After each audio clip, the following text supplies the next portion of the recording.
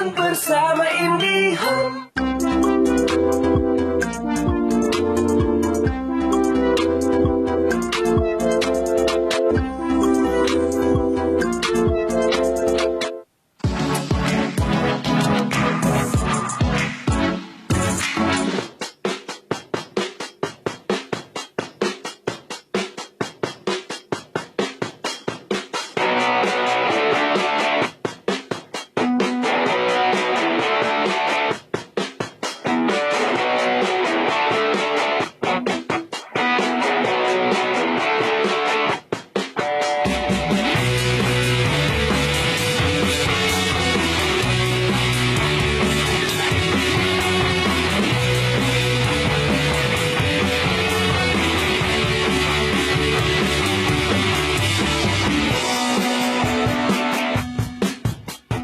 Budidaya tanaman hias masih menjadi peluang usaha yang cukup menggiurkan.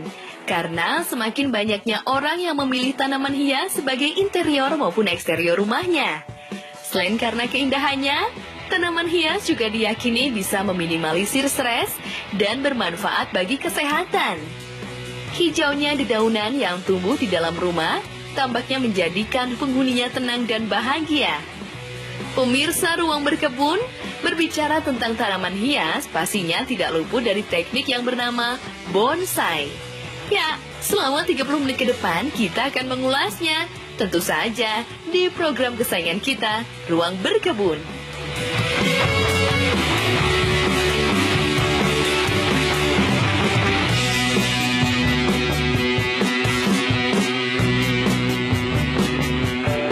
Hai, saya Adi Dekas. Saya berada di kebunnya Pak Koko Santoso. Kali ini kita coba akan memperkenalkan bonsai kepada masyarakat. Bonsai itu adalah miniatur dari pohon yang ada di alam, pohon yang besar yang ditaruh di dalam pot. Jadi kalau sejarah bonsai itu awalnya yang kita ketahui itu dari Cina. Kemudian Jepang juga mengikuti, dan kebanyakan di Indonesia kita mengikuti Japanese style. Jadi yang dikawat. Kalau yang di Cina itu cut and grow, jadi nggak dikawatin. Kalau ini kita bentuk dengan kawat agar lebih cepat untuk terlihat indah. Di Yogyakarta sendiri kita memiliki komunitas yang disebut dengan PPBY, yaitu Persatuan Penggemar Bonsai Yogyakarta.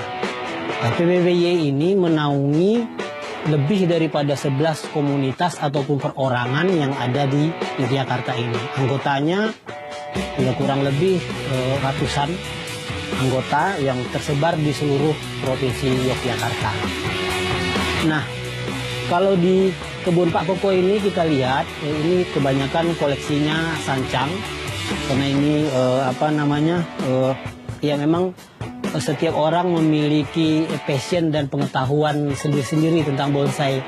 Jadi nanti kalau teman-teman semua ingin tertarik untuk bertani atau memelihara bonsai, itu nanti sebaiknya mengetahui dulu karakter pohon itu masing-masing, karena setiap pohon memiliki karakter yang berbeda-beda. Jadi kalau di tempat Pak Koko ini kebanyakan sancang, karena Pak Koko memang sangat memahaminya. Jadi dari segi botani juga kita harus sedikit mengetahui. Di dalam pot atau kontainer. Kita batasi, tapi pupuk itu maksimal. Pupuk maksimal. Bahkan kalau misalnya bonsai yang masih belum jadi, itu kita harus lakukan perawatan yang sangat intensif sekali. Jadi pupuk di media kita perhatikan, kemudian nanti pupuk daun kita perhatikan, kemudian untuk perangsang tumbuh kita perhatikan. Jadi cut and grow. Jadi begitu kita potong, kita harus suburkan kembali. Kemudian kita potong lagi, kita press lagi, sehingga nanti pohon itu semakin lama semakin kelihatan karakter tuanya. Jadi anggapan selama ini bahwa penyiksaan terhadap pohon untuk dijadikan bonsai itu sangatlah tidak relevan.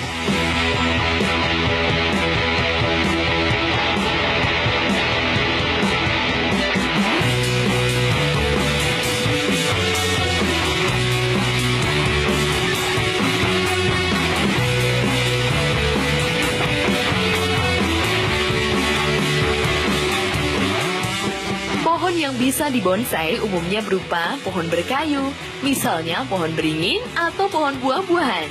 Bonsai yang baik dapat diletakkan di luar pekarangan sepanjang tahun. Efek artistiknya dapat dilihat dari keseimbangan dalam ukuran batang daun, ranting bunga, atau buah dan pot yang digunakan secara bersamaan. Keunikan dari bonsai ini adalah tanaman tumbuh dan menjadi tua, namun tidak berkembang tinggi.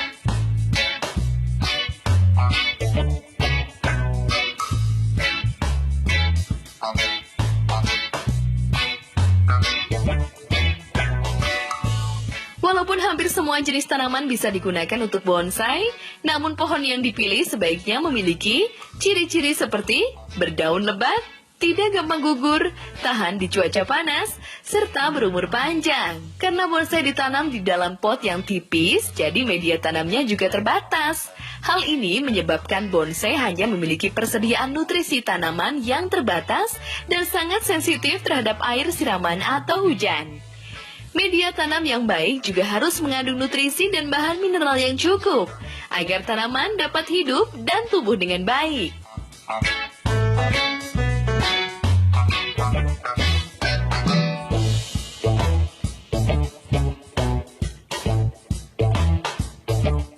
Selamat siang kepada pemirsa. Saya Koko Santoso yang tinggal di Jogja, di Piungan ininya tepatnya. Dan kebetulan saya kebetulan mendapat amanah dari teman-teman penggemar bonsai di Jogja sebagai ketua organisasi yang bernama Perkumpulan Penggemar Bonsai Yogyakarta. Dan dalam kesempatan ini saya mungkin sharing berbagi pengalaman sehingga pemirsa ya lebih paham lebih jauh permasalahan bonsai dalam hal perawatan rutin bonsai yang dalam hal ini sudah dalam tahapan setengah matang, sehingga jadi saya bilang setengah matang itu tahapan bonsai awal itu gerak dasar pembentukan cabang-cabang itu tahapan awal, tahapan kedua perantingan. Dan ini udah jadi tajuk-tajuk yang kita koreksi selalu untuk mendapatkan suatu visual yang memenuhi syarat ya komposisi, dimensi, balancing dan sebagainya. Dan kebetulan pohon ini sudah bahasanya di bonsai itu di loss ya, jadi tidak di training kurang lebih setahun lebih ya. Sehingga sekarang waktunya kita training lagi. Jadi ini kan udah nggak ada kawat, udah bebas kawat. Jadi ini kita pruning itu maksudnya dihabisin daunnya semua. Lalu arah-arah cabangnya nggak benar, kita kawatin sehingga membentuk suatu komposisi yang bagus menurut kriteria bonsai yang benar. Jadi awal kita habisin semua daun-daunnya, jadi bisa dicabutin. Ya kita lihat jenis pohonnya, tapi idealnya ya pakai gunting ya, pakai gunting kita guntingin daun-daunnya sampai habis. Dan saya biasanya training itu koreksinya dari awal, dari yang paling bawah gitu. Dan nanti baru bertahap ke atas. Cabang yang pasti kita buang, kita kerjain dulu. Karena selama di Glasgow kadang-kadang ada cabang air yang nanti yang arahnya nggak bener, yang nggak kepake itu. Ini ketahapan pada saat nggak ada kawat. Nanti setelah ini saya kawat, lalu kan daun habis. Kita lihat perkembangan pohon itu. Kalau tumbuhnya nggak bagus, berarti hara di pot ini sudah habis. Waktunya kita ganti. Nah, tahapan itu nanti setelah kita ganti, sekalian kita angkat. Yang paling aman itu dari ketinggian pohon ini. Pada saat ini kita angkat kan, ini pohon kan akarnya udah jadi satu gumpalan, kayak cetakan gitu. Itu kita gergaji sepertiga dari ketinggian. Nah, tetap pot ini yang kita pakai, kita isi media baru yang sepertiga itu, kita kembaliin. Nanti biar sehat lagi. Dan ya dengan, kalau saya sih media seperti itu, setelah saya kasih bawahnya, saya kasih dekastar namanya pupuknya, pupuk slow release ya. Jadi bentuknya butiran-butiran gitu. Kalau pada saat pohon itu membutuhkan hara, dia pecah sendiri, cairannya keluar sendiri. Jadi nggak sampai panas, nggak sampai merusak pohon karena dia bekerjanya lambat, aman jadi. Medianya sendiri, komposisinya pasir malang 1, terus saya biasa pakai sekam sebagai ya humusnya ya, nanti bisa macam-macam dari daun-daunan sampah atau dari biasanya ada juga dari daun bambu, tapi saya bisa orang sekam. Sebenarnya yang bagus lagi itu fermentasi kelenteng randu, kebetulan saya habis ya. Nah, seperti itu. Lalu kotoran binatangnya, dalam hal ini kotoran kambing yang sudah hancur, itu satu bagian juga. Tapi itu bukan rumusan pakem ya. Karena kita lihat beberapa pohon, ada yang dia butuh kelembapan tinggi sehingga pasir malangnya untuk keporosan air itu lebih cepat, sehingga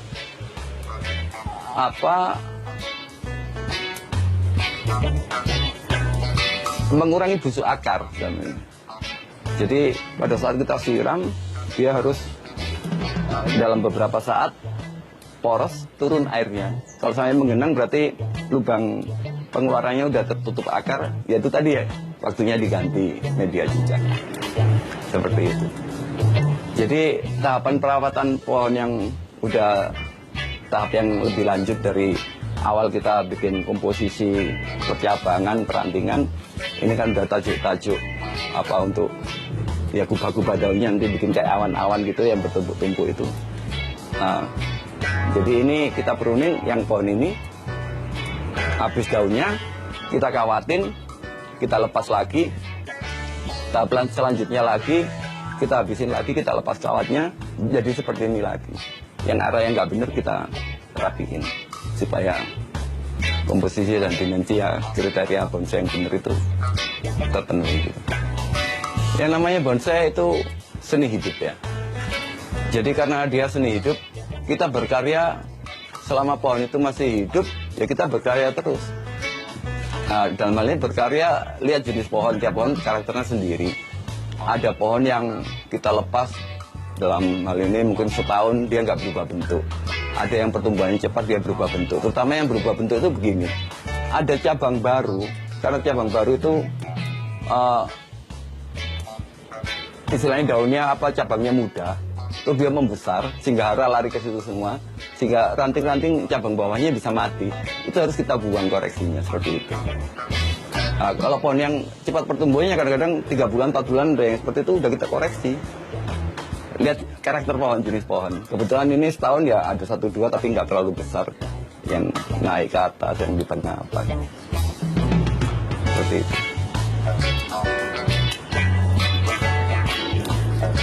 Tiap pohon karakternya beda, sehingga sangat banyak yang bisa kita bicarain dan kita pelajari. Jadi kalau kita punya pohon yang ada bentuknya, paling nggak kita belajar komposisi dimensi seni itu dari pohon yang sudah ada itu. Kalau semuanya bakalan, kita lagi semangat-semangatnya, mana yang kita potong bingung kan. Nungguin kok lama banget ini nggak punya pohon kan gitu. Seperti itu ya.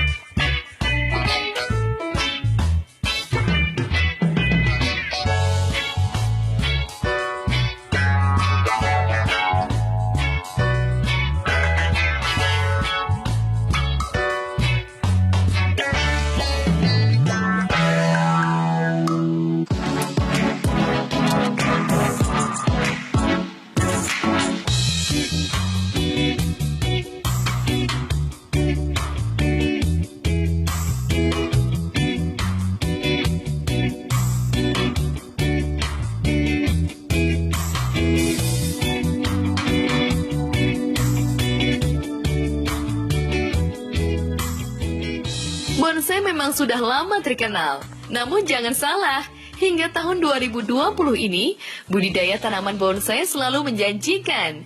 Pecinta tanaman kerdil satu ini saban hari selalu meningkat. Komoditas yang memiliki keindahan dari bentuk daun, dahan, batang, hingga akar pohonnya pun kian diburu peminatnya. Bahkan sampai mancanegara. Harga bonsai berkisar 50.000 sampai 300 juta rupiah per pohon, tergantung dari tingkat kreativitas dan seni yang ditampilkan. Kendati harganya fantastis, tapi pasaran bonsai tetap selalu ada dan selalu laku terjual. Apalagi didukung dengan kecanggihan teknologi penjualan online seperti saat ini.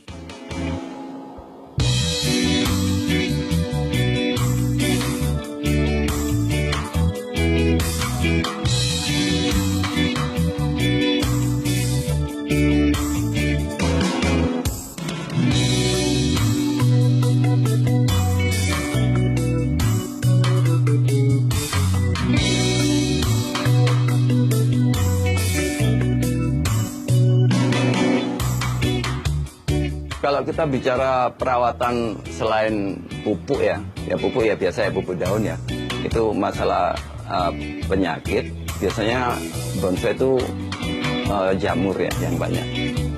Dan kalau hama kutu sama kupu ulat ya, atau kalau di rumah nggak ini ya, tapi kalau di lahan gitu ada lagi belalang ya kan, seperti itu. Ya sebenarnya yang namanya insektisida di pasaran kan banyak. Dan saya anjurkan, kita nggak perlu fanatik satu merek, karena kita bisa berganti-ganti, karena supaya nggak imun ya.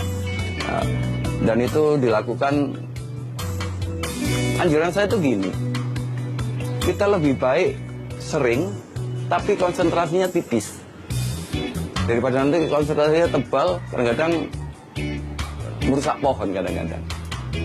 Jadi lebih baik tipis tapi berulang. Kalau saya sih biasa ya 2 minggu lah. 2 minggu bergantian dengan pupuk daunnya. Seperti itu.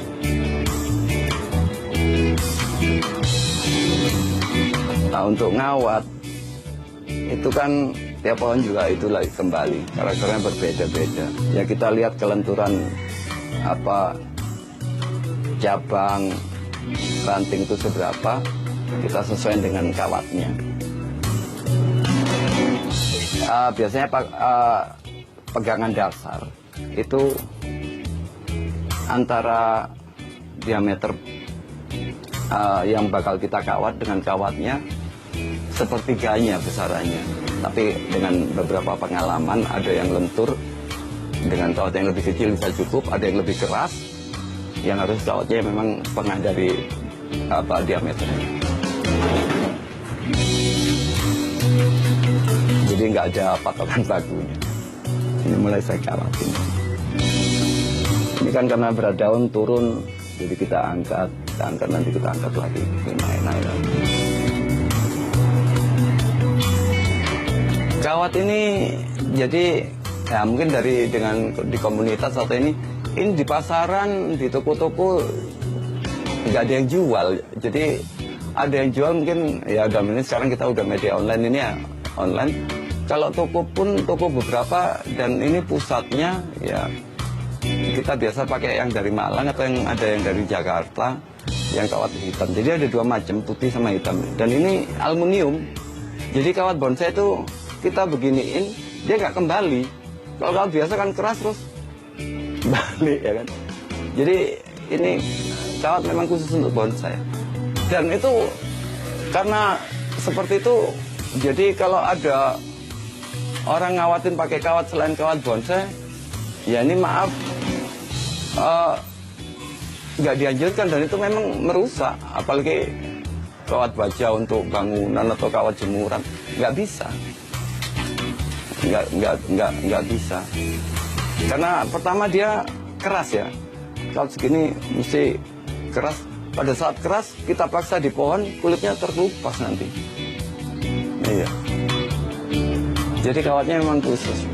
Dan makanya kalau kita berkomunitas ya mungkin ya ini kita bicara orang yang masih anggap bahwa bonsai itu mahal. Karena memang yang buat mahal itu segala kelengkapannya. Ini kawat 100.000 1 kilo. Jadi kalau kita berkomunitas untuk pohon yang masih dasar-dasar apa segala itu, ya kita pakai kawat yang berpengalaman gitu ya. Jadi yang bekas yang kita lepas itu kan dengan berkomunitas nggak kepake, bisa dilanjutin. Jadi untuk ngurangin cost ya. Jadi sebesar ini pun ini nomor 3 gitu.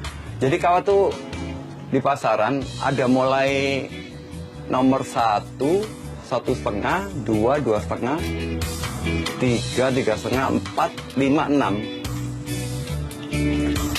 Jadi diameternya ada 9 ukuran yang nggak salah. Jadi tujuannya kawat itu, ini ya, misalnya seperti ini, dengan adanya kawat bisa kita arahin menjadi lurus.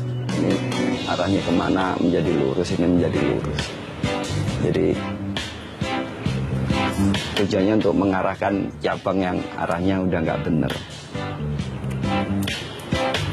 sehingga tidak menutup ruang dalamnya. Ya, ini dari titik tumbuh yang besar menjadi satu kejadian, jadi satu kesatuan yang nantinya ini ngelompok sendiri bertajuk-tajuk. Yang ini kelompok sendiri, jadi nanti beriringan dengan komposisinya. Nah, yang kedalamannya ini kosong semua, jadi rangka itu kelihatan.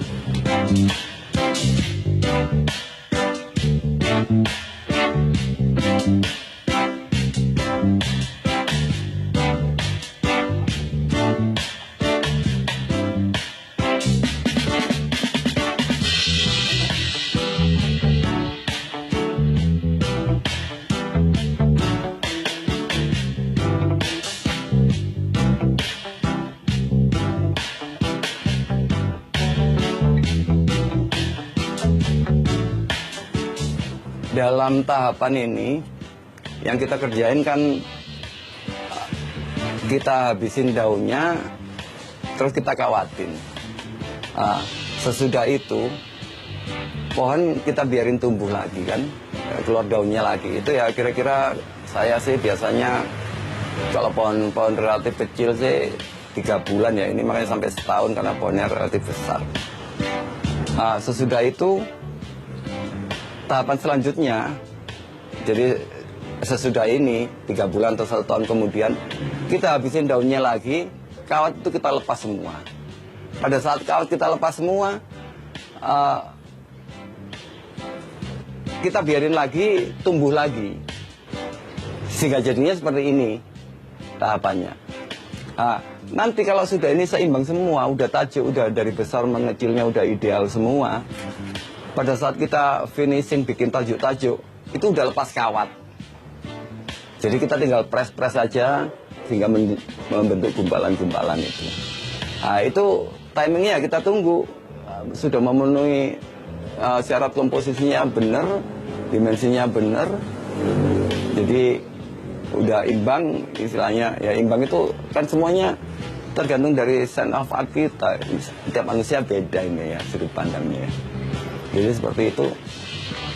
Kalau ini sudah seperti itu, mungkin contohnya kayak saya ada pohon serut itu, tinggal kita pruning, mana yang nggak kepake kita potong, udah lepas, udah nggak pakai kawat lagi.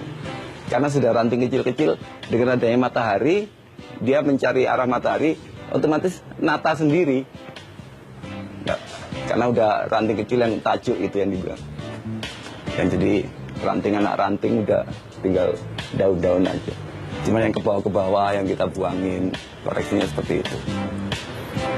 Lalu untuk media tadi, karena untuk gulma, ya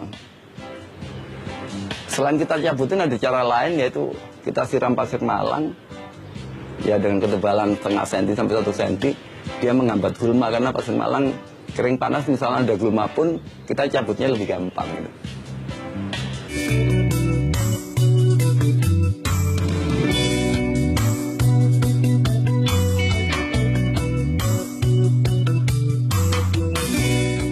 Bisa dibilang bisnis pohon bonsai menjadi bisnis tanaman hias yang paling menguntungkan. Harganya yang mahal dan pelanggannya yang merupakan orang-orang dari kalangan ekonomi menengah ke atas tentunya menjadi nilai plus.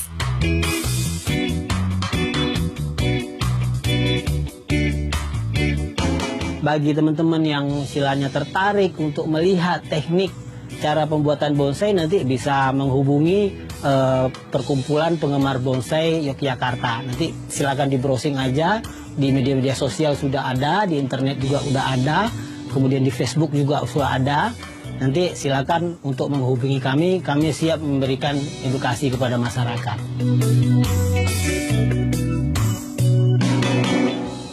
Oke, pemirsa, pada season terakhir ini saya ada mungkin saran untuk yang kebetulan dengan adanya tayangan ini ada atensi kepingin bermain bonsai.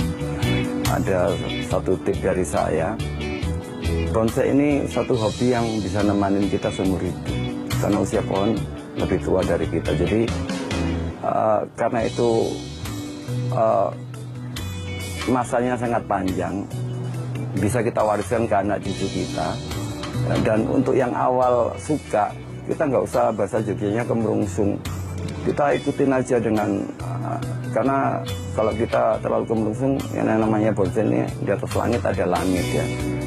Jadi bahasa kasarnya jelek-jelek punya sendiri, yang penting intens, kita rawat, kita training dengan benar. Kalau memang butuh informasi lebih lanjut bisa hubungin kita, akan kita bantu semampu kita ya. Jadi saya harap dengan tayangan ini di Jogja bonsai bisa berkembang. Pemirsa Ruang Berkebun, sebagaimana yang kita tahu bahwa potensi budidaya bonsai sangat besar, jadi semoga ulasan tadi bisa menambah wawasan kita semua untuk tetap berkreasi dalam ruang berkebun. Sampai jumpa di episode selanjutnya.